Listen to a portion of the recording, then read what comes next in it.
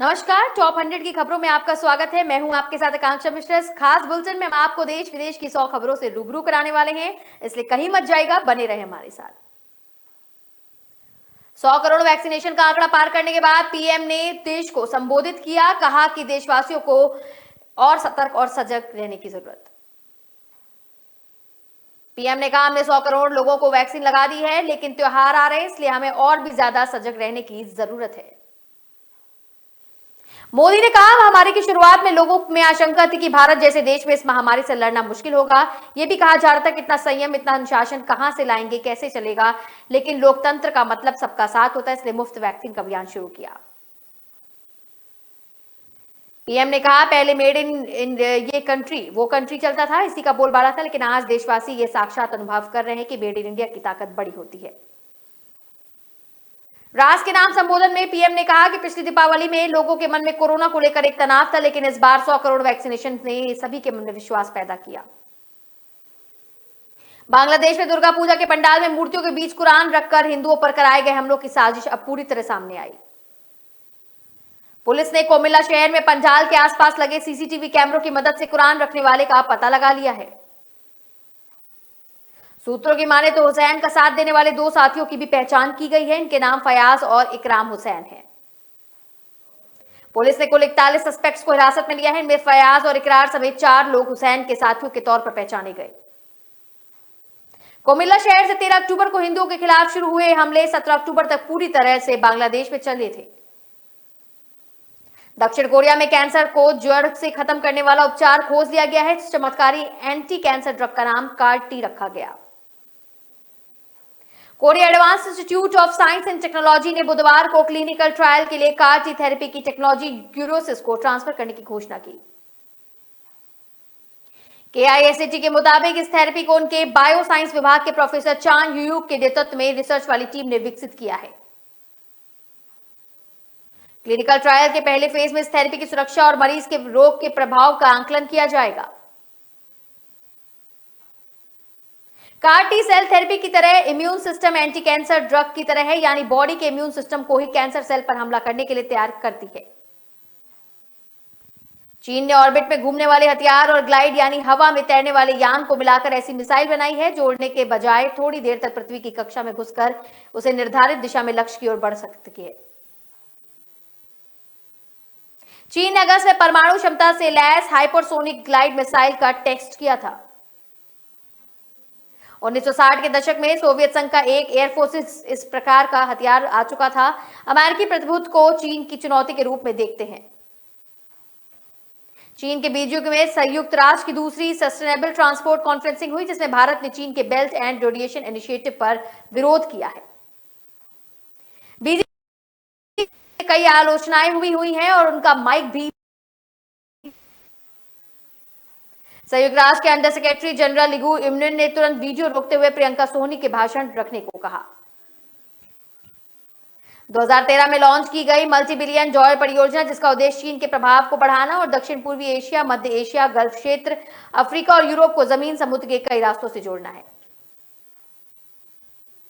60 अरब dollar का चीन Pakistan economic corridor चीन के शिनजिंगप्रांग को पाकिस्तान के बलूचिस्तान में ग्वादर पोर्ट को कनेक्ट करता है। अमेरिकी कंपनी फाइजर बायोटेक की कोरोना वैक्सीन का बूस्टर शॉट संक्रमण से 95% सुरक्षा प्रदान करता है। इसमें सामने आया है, फाइजर वैक्सीन का दूसरा डोज लेने के बाद 84% लोग तीसरा बूस्टर डोज लेने के लिए संक्रमण की 5% तक बचा जा सकता है। फाइजर बायोटेक ने कहा कि जब डेल्टा वेरिएंट दुनिया में तेजी से फैल रहा था, उस समय लोगों पर ट्रायल किया गया। कंपनी ने कहा, ट्रायल का शुरुआत डेटा जल्द ही रेगुलेटरी एजेंसी के साथ शेयर किया जाएगा।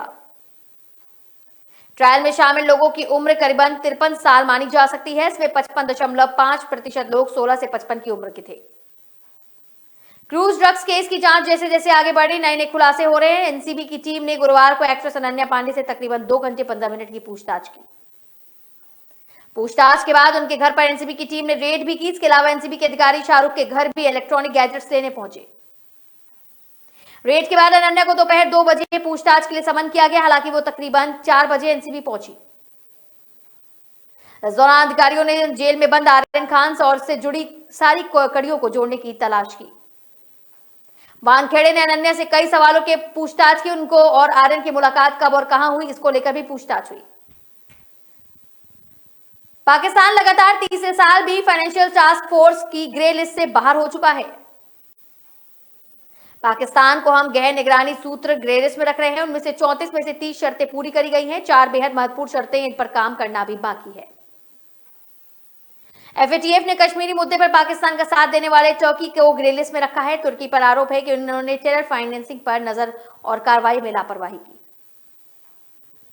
मार्क्स प्लेयर ने कहा कि हाई रिस्क सेक्टर में तुर्की को ज्यादा सख्त होना होगा, खासतौर पर बैंकिंग, कीमती पत्थर और रियल एस्टेट पर नजर रखनी होगी। तुर्की को मनी लॉन्ड्रिंग के सख्ती से डील करने होंगे। मोटे तौर पर देखें तो इमरान की कश्मीर राग में सुर मिलाने वाले तुर्की के राष्ट्रपति एर्डोगन के लिए बड़ा झटका है। पूर्वी लद्दाख में सीमा पर चल रहे गतिरोध को सुलझाने के लिए भारत और चीन एक और दौर की बातचीत के लिए सहमत हो गया है। भारत की कोशिश एजेंडे को वहीं से शुरू करना होगा जहां से 10 अक्टूबर को 13वीं दौर की बातचीत में बीच में ही रह गई थी। भारतीय पक्ष इस बार चीनी पक्ष को लेकर अपने सैनिक कोकला ला के करीब हॉट स्प्रिंग के पीछे हटकर अपने स्थायी बेस पर लौटने के लिए तैयार करने का प्रयास कर रहे हैं। भारतीय जवानों की गश्त पिछले साल अप्रैल से पूर्व की ओर शुरू हो गई थी और इसको कोशिश में जारी रखना है। पीएलए ने अब तक इन दोनों की मांग पर अड़ियल रुख अपनाया है। भारतीय विदेश मंत्रालय ने कहा कि दोनों पक्ष 14वें दौर की सैन्य वार्ता के लिए तैयार हो गए। दोनों पक्ष का टारगेट वेस्टर्न सेक्टर में वास्तविक नियंत्रण रेखा पर मौजूद बायलैटरल पैकेट्स और प्रोटोकॉल्स के तहत टकराव की सभी जगह पर पूरी तरह से तनाव कम करना है। पाकिस्तान एक बार फिर तालिबान को लुभाने की कोशिश कर रहा है। गुरुवार को अचानक पाकिस्तान के विदेश मंत्री शाह महमूद कुरैशी और खुफिया एजेंसी आईएसआई के चीफ जनरल फैज हमीद काबुल पहुंचे। पाकिस्तान की कोशिश है वो किसी तरह अफगानिस्तान की तालिबान हुकूमत को इस बार के लिए तैयार करे कि वो तालिबान पाकिस्तान को उनके देश में हमले करने से रोके। अफगान तालिबान से पहले तालिबान पर किसी तरह का दबाव नहीं डाला।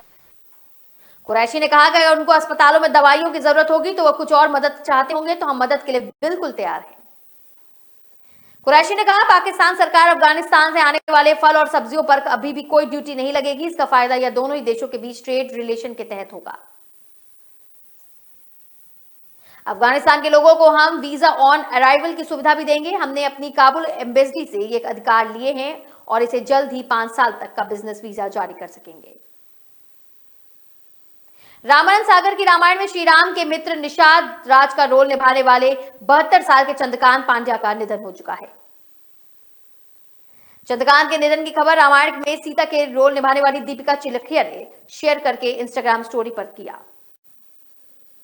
चंद्रकांत ने कई फिल्मों में काम किया जिसमें प्रमुख है प्रेम लग्न, प्यार हो गया, प्यार न पंख, होते होते प्यार होगा और 2017 में रिलीज गुजराती ड्रामा फिल्म समय चक्र।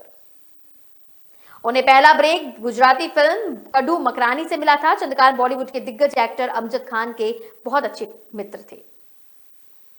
चंद्रकांत को बचपन से ही नाटकों और अभिनय में रुचि थी। इस दौरान उन्होंने एक्टर उपेंद्र त्रिवेदी और अरविंद त्रिवेदी के साथ नाटकों में भी काम किया। राजधानी भोपाल में धर्मांतरण कराए जाने का मामला सामने आया। इसमें एक संस्था से निकाले गए कर्मचारियों ने झोला मंदिर में थाने में शिकायत दर्ज की।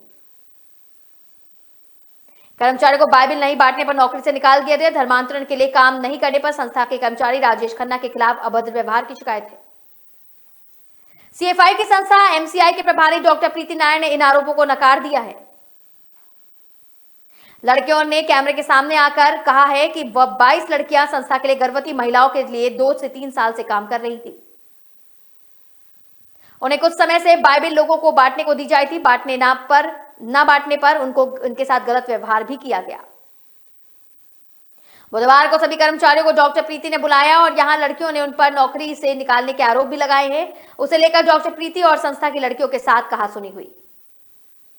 वीडियो में दोनों पक्षों ने एक दूसरे पर आरोप प्रत्यारोप लगाए। संस्था ने हेल्थ कंसल्टेंट फेवा थॉमस ने कहा कि धर्मांतरण कराते रहे, आप साबित करके दिखाएं। मध्य प्रदेश में अभी विधानसभा चुनाव में लंबा समय बाकी है, लेकिन बीजेपी ने मिशन 2023 के लिए मैदानी तैयारियां शुरू कर दी। 15 नवंबर को भोपाल में जनजाति गौरव दिवस के अवसर पर भारतीय स्तरीय कार्यक्रम करने जा रहे हैं। इससे प्रधानमंत्री मोदी शिरकत करेंगे। आयोजन में प्रदेश भर के करीब 4 लाख आदिवासियों को लाने की तैयारी है। प्रवास के दौरान मोदी पुनर्निर्मित हबीबगंज रेलवे स्टेशन के लोकार्पण भी कर सकते हैं। जनजाति गौरव दिवस का कार्यक्रम भोपाल के जम्बूरी मैदान में होगा। इसमें सोशल डिस्टेंसिंग का खास ख्याल रखा गया है। मोदी इसमें दोपहर 12 से 2 बजे तक रहेंगे। आयोजन का रूपरेखा को लेकर मुख्य सचिव इकबाल सिंह बैंस ने शुक्रवार को दोपहर 12 बजे अफसरों के साथ बैठक की।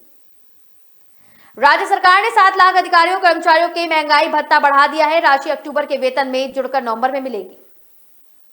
कर्मचारियों के अलावा 5 लाख पेंशन को भी 8% महंगाई की दर से बढ़ाया गया है। निर्णय लिया गया है कि पेंडिंग पेंशन वृद्धि का 50% नवंबर 2021 में भुगतान होगा। लंबित वेतन वृद्धि की शेष राशि 2022 में भुगतान होने वाली फरवरी 2021 तक 2022 के वेतन से भी दी जाएगी। सीएम शिवराज सिंह चौहान ने कर्मचारियों से कहा, कोरोना काल में आपने प्रदेश की जो सेवा की है वह निश्चित ही अभिनंदनीय है और लहरों का सामना भी आपने करना पड़ा। इस कारण एक तरफ सरकार का खर्च बढ़ा, वहीं दूसरी ओर राजस्व आय में भारी कमी आई। इसलिए सरकार ने उस कठिन समय में जुलाई 2020 और जनवरी 2021 में मिलने वाले वेतन वृद्धि को कुछ समय के लिए स्थगित किया था। शिवराज ने कहा, अब हमने महंगाई भत्ता बढ़ाने और वेतन वृद्धि देने का निर्णय लिया है। वित्त विभाग के कर्मचारियों को 8% महंगाई भत्ता, पेंशनर्स को महंगाई में राहत में 8% बढ़ाने और वेतन वृद्धि का लाभ देने वाले 3,200 करोड़ रुपए का अतिरिक्त वित्तीय भार दिया जाएगा। राजस्थान में मानसून भले ही चला गया, लेकिन बारिश का दौर रुक रुक कर बना हुआ है। राजस्थान के बीकानेर और कई जिलों में तेज बारिश हुई। उत्तरी भारत और पाकिस्तान के क्षेत्र में सक्रिय एक पश्चिमी विक्षोभ के कारण मौसम में बदलाव देखने को मिला। जयपुर निदेशक राधेश्याम शर्मा ने बताया कि 23 और 24 अक्टूबर को एक नई पश्चिमी विक्षोभ के सक्रिय होने पर आकाशीय बिजली चमकने और तेज गर्जन की हवाएं होने का भी संभावना है। इस पश्चिमी विक्षोभ का असर 2 दिन तक रहेगा। इन 2 दिनों के अंदर राज्य के उत्तरी भारी इलाकों में हल्की दर्जे की बारिश हो सकती है। मौसम विभाग ने किसानों के लिए चेतावनी जारी की है। विभाग ने उन किसानों के लिए चेतावनी दी है जो खरीफ की फसलों की कटाई कर रहे हैं और कटाई करने के बाद फसलों को मंडियों में बेचेंगे। बारिश और आंधी के कारण अनाज भीगने से नुकसान हो सकता है। इसे देखते हुए मौसम विभाग ने आगाह पहले से ही कर दिया है। कश्मीर घाटी में आतंकी घटना से सहमे बिहारी रोटी के लिए चिंता छोड़कर जान बचाने के लिए ट्रेनों में सवार दिख रहे हैं। बिहार आने वाली हर ट्रेन फुल नजर आ रही है। बर्थ लगभग फुल है। खाने पीने तक की व्यवस्था न होने पर भी लोग इसमें सवार हैं। जान बचाने के लिए किसी तरह गांव पहुंचना बेहद लाजमी है, इसलिए 900 के टिकट 1500 में बिक रहे हैं। कश्मीर घाटी में बिहारी मजदूरों की हत्या के बाद जम्मू स्टेशन पर पहुंच गए दिशहरिया के लिए कुंदन ट्रेन में सवार हुए। उन्होंने बताया कि टिकट नहीं करा पाए हैं, इस कारण जम्मू में रुकना पड़ा था। इसके बाद 900 की टिकट 1500 में ली है। ब्लैक में टिकट लेने के बाद बुधवार रात ट्रेन में बैठे हैं। जम्मू से बिहार आने वाली हर ट्रेन स्लीपर बोगियों में खड़े होने की तक की ट्रेन में जगह नहीं है। टॉयलेट में पानी नहीं है। खाने पीने का उचित इंतजाम नहीं है। इसके बाद भी छोटे बच्चों को लेकर मजदूर पलायन के लिए मजबूर। यात्रियों ने बताया कि जम्मू से बुधवार रात 10:39 पर ट्रेन पर सवार हुए। ट्रेन को पकड़ने के लिए यात्रियों ने काफी मारामारी की। टिकट नहीं मिलने पर वह ट्रेन में सवार हुए। अमेरिका ने चीन और रूस को करारा जवाब देते हुए आधुनिक ब्रह्मास्त्र कहे जाने वाले हाइपरसोनिक मिसाइलों का सफल परीक्षण किया। अमेरिकी नौसेना ने गुरुवार को बताया कि इस नई मिसाइल का परीक्षण नासा के वर्जीनिया स्थित व्लुप्लोप्स केंद्र में किया गया है। अमेरिकी नौसेना ने अपने बयान में कहा कि यह टेस्ट बताता है आधुनिक हाइपरसोनिक तकनीक, क्षमता और प्रोटोटाइप सिस्टम बनाने में हम सक्षम हैं। यह मिसाइल अन्य मिसाइलों की तरह होती है, लेकिन वे ध्वनि में 5 गुना ज्यादा रफ्तार से उड़ान भरने में सक्षम है। विशेषज्ञ चीन के परीक्षण से दहशत में है। उनका मानना है कि इस स्पेक्ट्राक्राफ्ट एक परमाणु बम लगाया जा सकता है। मिसाइल डिफेंस सिस्टम को भी गच्चा देने में जो सक्षम होगी। कैप्टन अमरिंदर सिंह ने गुरुवार को कांग्रेसियों पर पलटवार किया। हरीश रावत को लेकर नवजोत सिंह सिद्धू और परगट सिंह को भी नहीं बख्शा। परगट सिंह के अकाली दल से सिद्धू के बीजेपी के आने के बाद रावत को भी घेरा। रावत ने कहा था अमरिंदर सिंह बीजेपी के साथ जा रहे हैं, वो सेकुलर नहीं है। इसके जवाब में अमरिंदर ने कहा कि सेकुलरिज्म के बारे में बात करना बंद करो।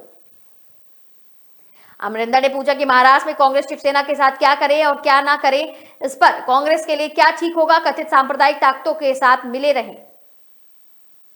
अमरिंदर ने कहा कि रावत कह रहे हैं कि मैंने 4.5 साल अकालियों की मदद की है, अगर ऐसा होता तो मैं उनके खिलाफ 10 साल तक कोर्ट केस क्यों लड़ता।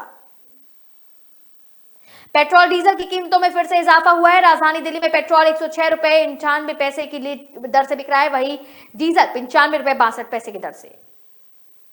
मध्य प्रदेश के बालाघाट में पेट्रोल डीजल की कीमतें बढ़ी हैं। पेट्रोल 170 रुपए 79 पैसे, डीजल 107 रुपए 8 पैसे की दर से बिक रहा है। इस महीने 22 दिन में पेट्रोल डीजल 17 बार महंगा हो चुके हैं। दिल्ली में पेट्रोल 5 रुपए 25 पैसे और डीजल 5 रुपए 73 पैसे तक महंगा हो चुका है। 2021 की बात करें तो 1 जनवरी को भी पेट्रोल 43 रुपए 96 पैसे और डीजल 74 रुपए 12 पैसे की दर से बिका था।